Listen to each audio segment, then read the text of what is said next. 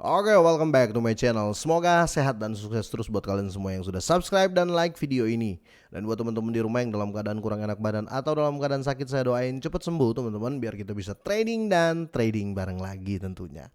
Oke, langsung saja ya. Jadi saya mau bahas Billy Markus ya, CEO dari Dogecoin atau bosnya Dogecoin lah ya. Suka membuat masalah ya. Kemarin, bukan kemarin, tapi historinya dia sempat ribut juga sama Elon Musk, dia sempat ribut juga sama CZ ya, sempat ribut sama Peter Schiff. Pokoknya banyak ya. Suka bikin kontroversi si Billy Markus ini, CEO dari Dogecoin. Nah, dan di sini dia buat masalah baru lagi dengan ya menurut saya food ya, karena dia menyerang Solana, dan saya sebagai Solana holder ya, walaupun dikit punya Solana tapi saya merasa terganggu juga dan merasa wah, ini perlu teman-teman Solana holder tahu ya, kira-kira gitu teman-teman. Sebelumnya kita masuk ke beritanya ya, sebelum kita masuk ke berita kita bahas untuk update market dulu. Di sini kalau kita lihat Bitcoin sudah berhasil menjebol 29.000, tepatnya di 29.092. Kenaikan 2,75% teman-teman. Ini sudah bagus menurut saya, karena kalau kita lihat untuk harga Bitcoin seperti ini dan kenaikan 2,76% teman-teman, ini tinggi ya, karena harganya gede ya. Jadi 2,76 juga itu terasa banget teman-teman. Untuk overall market ya mulai mengikuti teman-teman, tapi ada beberapa yang masih harga kemarin. Dan kali ini ya signifikan malah terjadi di Solana ya. Ketika di food ya, Solana malah naik 4,31%. Ini gede juga teman-teman ya. Bayangin kalau aset kalian 1 miliar naik 4,31 persen, ini tinggi sekali ya. Dan seperti apa kata-kata atau pendapat dari Billy Markus ini teman-teman, kita langsung bahas saja karena beritanya cukup hangat di komunitas Solana ya. Oke, pendiri Dogecoin dia mengatakan Solana adalah bisnis data terpusat dan tidak menyelesaikan apapun. Oke, jadi ini translate-nya kurang baku ya.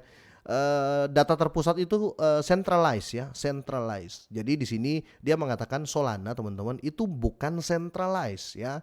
Ya, bukan dia mengatakan Solana itu adalah centralized ya.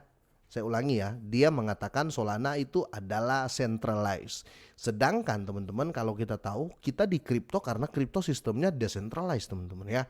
Decentralized, tidak terpusat, tidak ada yang mengatur, langsung peer to peer ya, kira-kira begitu. Tetapi Billy Markus ini mengatakan Solana ini centralized, tersentral. Nah, jadi bisa dibilang ya kasarnya Solana ini kripto KTP ya. Paham ya, kripto KTP kan ada agama yang KTP-KTP-an ya.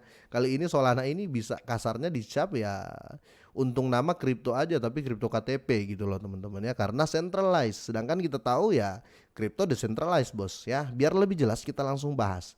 Jadi bos dari Dogecoin ini dia mengkritik Solana dan menawarkan saran penting pada semua cryptocurrency populer ya. Di sini ada 2 poin yang harus kita bahas. Nasihat penting untuk meningkatkan kriptos populer. Markus mengecam Solana sebagai tidak berguna. Wow, ya kita sebagai holder Solana ya kecewa dong.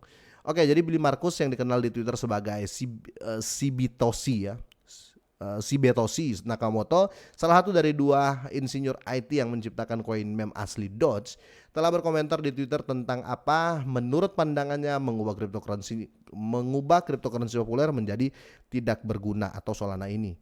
Nah, di sini dia juga secara khusus membagikan pendapatnya tentang blockchain Solana. Nasihat penting untuk peningkatan kriptos populer. Dalam tweet baru-baru ini, Markus ini dia menyatakan bahwa dia yakin biaya transaksi yang tinggi pada platform blockchain yang populer membuat mereka menjadi sampah yang merusak ya. Skalakan teknologi atau atau GAMI ya teman-teman. Pada dasarnya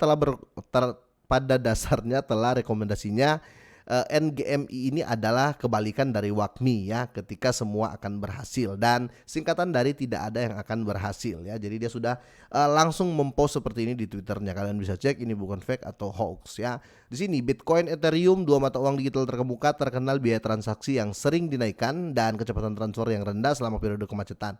Biaya Ethereum untuk mencetak NFT terkadang juga melonjak ke level yang mengejutkan, tapi dia nggak bahas ya untuk transaksi Ethereum teman-teman ya. Pada bulan Februari tahun ini ini ya biaya gas Ethereum melonjak ke level tertinggi baru ya. Pada pertengahan Januari biaya 0,009 ETH setara dengan $4 ya, $4,5 untuk mengirim Ethereum on chain ya. Dan 2 minggu kemudian ya angka ini melonjak menjadi 0,003 Ethereum ya untuk fee transaksinya. Jadi naik terus teman-teman untuk fee transaksinya. Dan di sini Markus mengecam Solana sebagai tidak berguna juga ada teman-teman langsung dari dia ya. Blockchain yang lebih kecil mencoba menyelesaikan masalah ini dengan menawarkan solusi layer 2 ya untuk Ethereum seperti Arbitrum ya, Arbitrum One ya, Polygon Hermes dan Shibarium dan banyak lainnya. Adapun Shibarium sejauh ini telah diluncurkan pada versi beta yang disebut Papinet. Ini menawarkan kecepatan transaksi yang lebih tinggi dan biaya pengirimannya yang lebih rendah ya. Di utas komentar seorang pengguna Twitter memposting meme yang menampilkan nano ya, namun Billy Markus menjawab bahwa yang dia maksud hanyalah kripto populer ketika seorang menyebutnya di utas komentar bahwa Solana memperbaiki ini yang berarti biaya gas ya. Markus mengecam blockchain ini sebagai database terpusat atau ini centralized teman-teman dan tidak menyelesaikan apapun. Jadi ini sangat menghina menurut saya karena perjuangan Solana sudah sejauh ini teman-teman masih diragukan oleh si Billy Markus ini, bahkan menyerang secara langsung. Di sini Solana pada dasarnya adalah database terpusat ya, katanya seperti itu.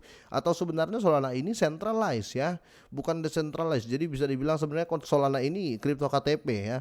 Itu tidak benar-benar menyelesaikan apapun kata dari si Satoshi Nakamoto ini atau si Billy Markus ini ya. Dan sebagai pengingat teman-teman, blockchain Solana turun beberapa kali pada tahun 2021 dan 2022.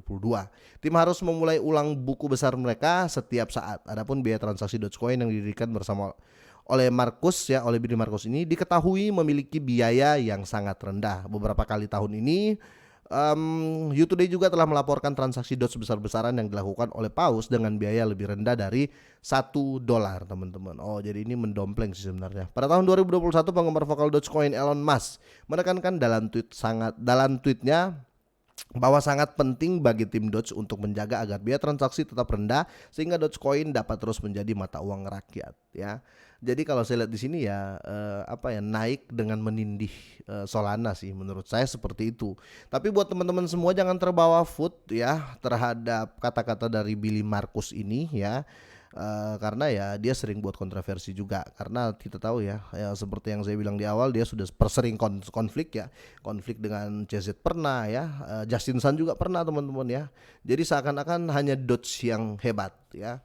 Mungkin karena Dogecoin sudah bukan harga puluhan rupiah ya. Kemarin waktu harga Dogecoin itu masih Rp31, Rp42, itu dia banyak diam. Ketika Dogecoin sudah harga ribuan ya dia mulai menunjukkan taringnya, kira-kira seperti itu. Tapi ini nggak ada hubungannya dengan Dogecoin ya, bukan berarti dia CEO-nya mengatakan seperti itu ke Solana terus Dogecoin ini jelek, tidak ya. Ini not about project teman-teman, but personal ya. Jadi ini langsung dari Billy Markus ini ke Solana ya, malah Solana yang terbawa food, menurut saya seperti itu. Semoga ini bermanfaat teman-teman ya, tetap rasional ya untuk melihat berita ini dan saya rasa ini hanya food ya, buktinya Solana juga naik. Semoga ini bermanfaat, semoga sehat dan sukses terus buat kalian semuanya.